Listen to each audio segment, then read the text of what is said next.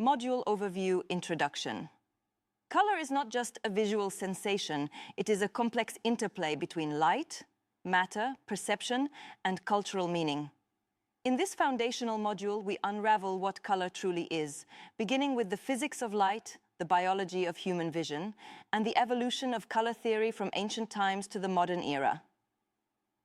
This module lays the scientific, philosophical, and historical groundwork for understanding color as both a physical phenomenon and a subjective experience. It investigates how we see color, how different thinkers have explained color through time, and why color matters in both design and life. 1. The nature of color. Color is a result of how light interacts with an object and how our brain interprets the light reflected into our eyes. In pure scientific terms, light is electromagnetic radiation. It travels in waves, and visible light is a narrow band. Wavelengths from approximately 380 nanometers to 740 nanometers. Colors are perceived because objects absorb some wavelengths and reflect others. The reflected wavelengths hit the eye's retina, stimulating photoreceptor cells, cones for color, rods for light, dark. For example, a red apple appears red because it reflects red wavelengths approximately 620 to 750 nanometers and absorbs others. 2. Human perception of color. The retina contains 3 types of cone cells sensitive to red, green, and blue light. These combine to create the full spectrum of color vision, known as trichromatic vision. Color perception is not only biological, but also contextual. Our brain adjusts color based on lighting, shadows, and surrounding hues, a phenomenon called color constancy. Color blindness occurs when one or more types of cones are absent or malfunctioning, resulting in difficulty distinguishing certain hues. 3. Historical development of color theory.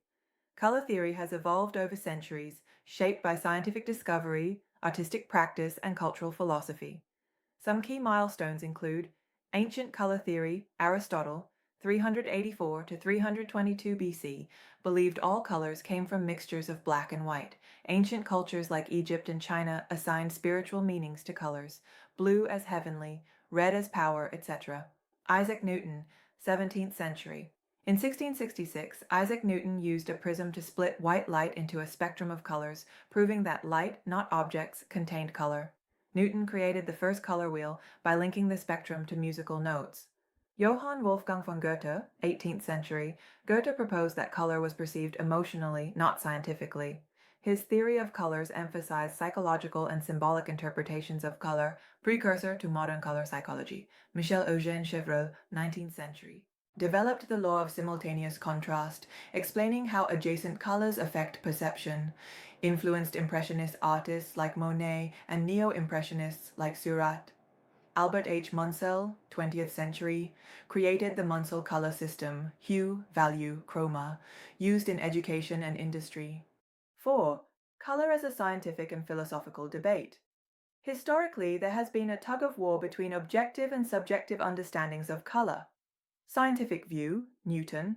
Color is light, measurable, and calculable. Philosophical artistic view, Goethe, Kandinsky. Color is emotionally and symbolically experienced. Modern color theory merges both perspectives, integrating physics, biology, psychology, and design. 5. Light, spectra, and additive subtractive color. Additive color, light-based, e.g. screens, RGB model. Red, green, and blue light mixed together make white. Subtractive color, pigment-based, e.g. paint. CMYK model. Cyan, magenta, yellow, and black mix make dark brown to black. Understanding the difference between light and pigment mixing is crucial in digital versus print design. Conclusion. Why this module matters.